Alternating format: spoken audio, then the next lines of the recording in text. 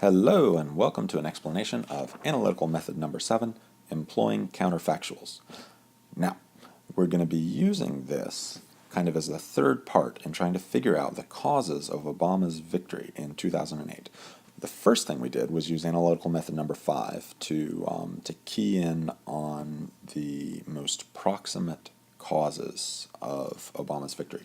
And we focused in on the media's kind of turning against Palin, Obama's good debate performances, and the financial meltdown of September 2008.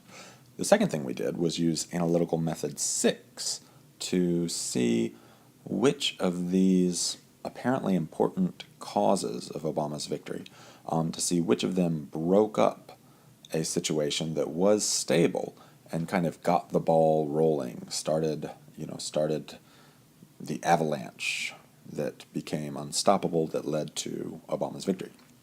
So the third thing we're going to do is kind of go back and check our logic there.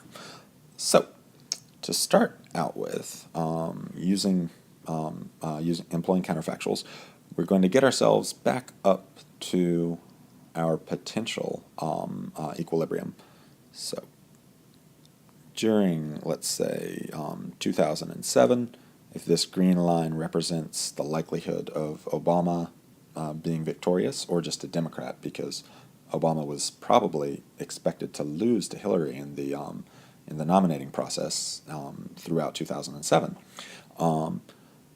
The green line represents the probability that a Democrat / Obama will win as it moves to the bottom of the screen, and represents the possibility of McCain or a Republican winning as it moves to the top of the screen.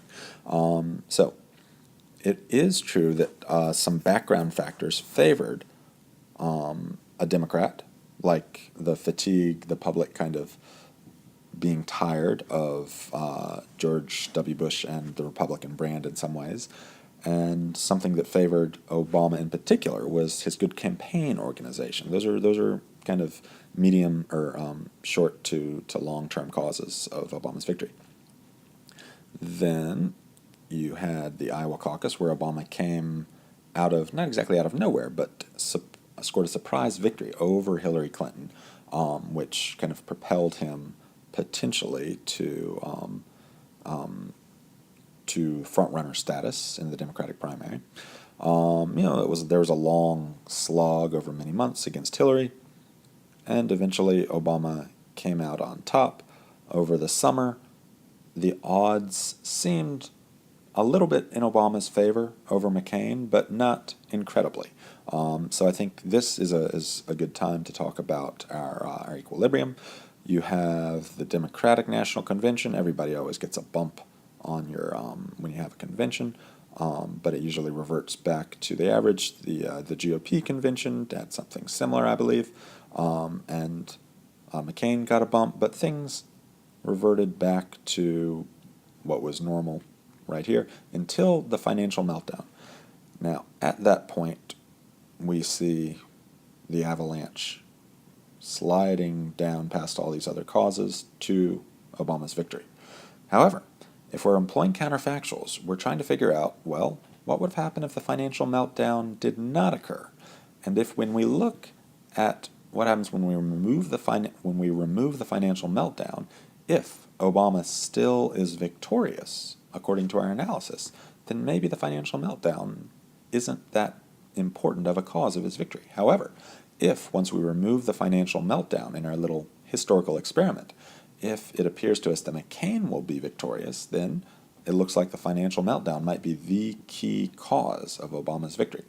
So, first thing we do is we are going to pretend the meltdown never happened.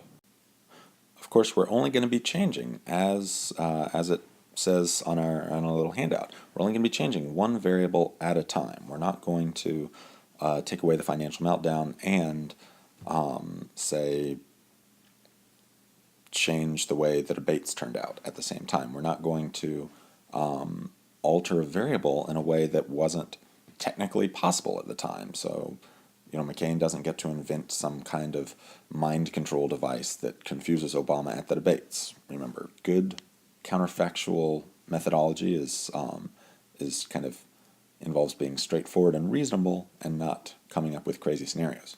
So now that we've gotten rid of the financial crisis, let's figure out what would have occurred.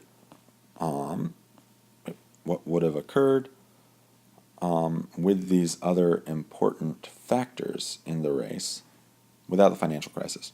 Obama's debate performance, if I remember correctly, didn't depend solely, say, on him kind of taking McCain to task over the financial stuff. So I think it's reasonable, as we provide evidence, it's reasonable to say that Obama would have had a modest victory in the debates, even without the financial crisis. The fact that the media turned on Palin, which kind of dominated coverage in a lot of the last few weeks,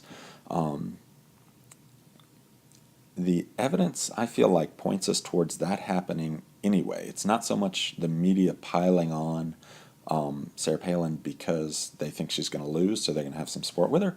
Rather, the number of different times that Palin kind of got herself into trouble or was lured into trouble by the media suggests to me that she would have been in trouble anyway, meaning she would have had a downward push on McCain's numbers and helped Obama do well. And finally, I guess here's where I think the potentially the longer term causes may show their importance. Obama's good campaign organization and Bush fatigue, I think, really helped him grind out a victory, which thus, even without the financial crisis making it, halfway towards a blowout victory for Obama, I think Obama still would have won because of these longer term, the combination really of longer term and immediate causes. So, what does that tell us? Well, I think these counterfactuals are hinting that maybe the important cause that we identified as breaking up an equilibrium, maybe it wasn't that important after all, if even without the financial crisis, according to this analysis, which different people will analyze this different ways.